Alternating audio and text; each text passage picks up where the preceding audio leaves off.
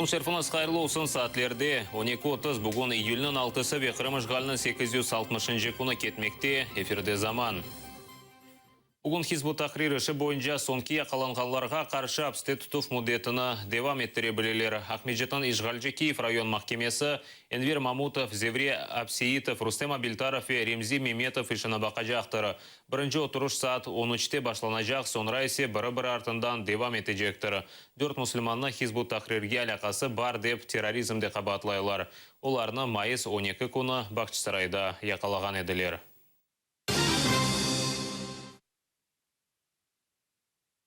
Бүгін Қырым-татар сияси мабусы Али Асанов 31-ші доған күнні Ахмеджетінің СИЗОсында қаршылай. Кешкен сені апрелінің 15-інде оны 26 февраль іші бойынша қабатлап яқаладылар. Али апсте олған вақыт оның 4-ші баласы дүнияға келді. Ләкин махкеме бұны апстен апсіне шығармақ үшін себеп кібі көрмей. Али Асановтан апсте бұлынған ақтем чигозға қаршы ялан изатлар бермеге талап етелер. Он объяснил, что он был там. Участвовал в этом митинге, получается. Его там ударили бутылкой, он хотел дать сдачи, когда вот, кордон милиции они отошли. Именно этому человеку, говорит, я это признаю, но я его даже не смог ударить, говорит. Вот сидит до сих пор, просит от него, что он туда сказал, чтобы он туда поехал за деньги, творить беспорядки, одним словом. И вот определенные люди это организовали. А он категорически отказывается, потому что это все неправда. Бір ел oldu, Ахайым түрмеде отырый. Оны алғанда үждене баламды. Өзім yüklüdüm. Ona da bakmadılar. Уже 4-cü balayı doğdum. Adını Mustafa koyduk. O balayı Ахайымдан görmedi. Bir yıldan ziyade türmede oturuyor. Pek kıyın. O sutlara da balara ap gideyim. Görsünler dep.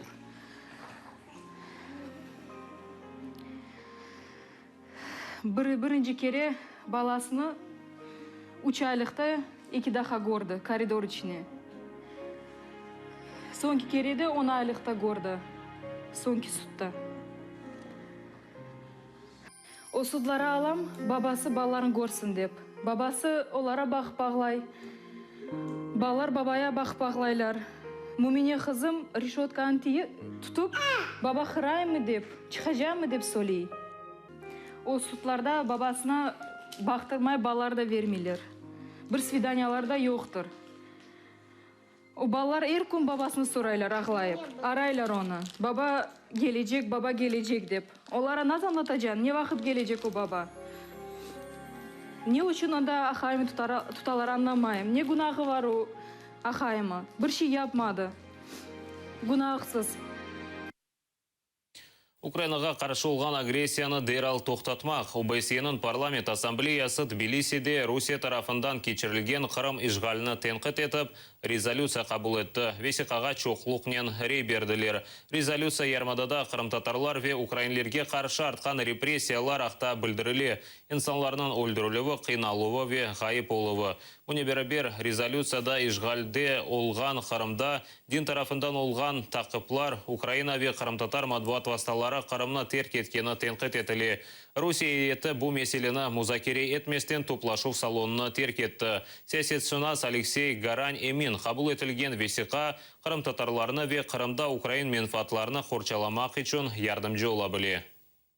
Конечно же, российское руководство может это просто игнорировать. Оно может забалтываться, оно может пропагандистски, опять же, вешать лапшу своим собственным гражданам, вешать лапшу через Russia Today на Европу. Но такие резолюции, они создают необходимый фон для политического и экономического давления на Россию, в том числе и для продолжения санкций.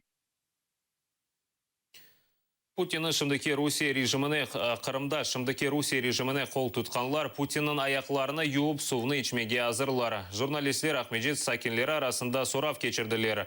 Путиннің тарафдарлары олған қиынлықларға бақмадан оңа қол тұтып, күзде өткерілежек сайлауларда Единая Россия фырқасына рей бермеге азырлар. За Единую Россию. Ну, среди других партий там тоже приличнейшие люди. И идеи у них неплохие, все. Ну, кого-то же одного надо избирать. Поэтому нет вопросов. За Единую Россию. Верю им. Ну, посмотрим, не знаю. Немножко потерпеть, и все будет в порядке. Да, за Единую Россию. Ну, потому что там Медведев, Путин. А это те люди, которые сделали для Крыма очень много. За правящую партию, только за правящую партию. Потому что нам нравится. Потому что мы им считаем обязаны. И вообще в народе уже так говорится. Мы готовы у Путина ноги мыть и воду пить. Русияда Единая Россия фырқасының рейтингі түші. Левада-центр кечірген соравға көре шымды үкімдарлық еткен Единая Россия фырқасына Русиялерінің тек 35% рей бермеге азыр. КПРФ үшін 14%, ЛДПР үшін өсе 9%. Я готов за них голосовать. И считаю, что это плохая сказка. Рейтинг партии низкий, поэтому даже пришлось привлекать Путина. Он ведь сам беспартийный. Председатель партии является Медведев, наш премьер-министр. Я являюсь противником экономического курса нашего правительства. Вот, соответственно, за партию «Единая Россия» голосовать не буду. Я вообще против этой партии. Сейчас я даже подумываю, я за Миронова. А вообще «Единой России» нет. Я, в принципе, голосовал до этого за нее, и почему бы в этот раз не проголосовать. Қырымға асыр құрылышыны құртармақ үшін студентлерді йоллайлар. Русияның Алтай Әли оқу йұрты Кереш көпірінің құрылышында иштирак етежек студент бөліклеріні тешкіл еткен. Шымды құрылыш мейданында 67 студент чалышып, тамайында құруджылар қасабасында яшайлар. Да 20 студент бөлігіні Краснодар тарафындан көпірге кетірген йол құрылышыла йоллағанлар. Студентлер августың 31-не қадар чалышажақтырлар. Қырымбе Русияны бағлайжақ көпірні 2018 сенесі сонына қадар ишке түшірмеге шандыралар. 2 ел девамында құрылыш масрафлары 10 кере артты. 2014 сенесі құрылжылыққа 24 миллиард рубле сарф етмеге белгіленген олса, шымды есе масрафлар 250 миллиардқа қадар артты.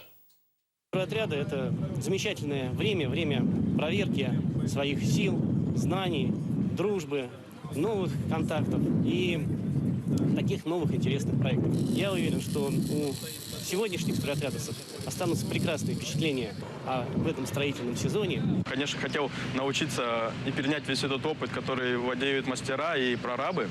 То есть самому увидеть, как создается опора, как забиваются сваи. Мы все это в университете проходим, конечно, теории, а на практике это совсем другое дело. Бұйсе сонки хаберіміз еді сілерге. Екінлер тілейм невбетеки айларымызны қачырманыз дайма атырылы олыңыз. Көрішмек үзіре.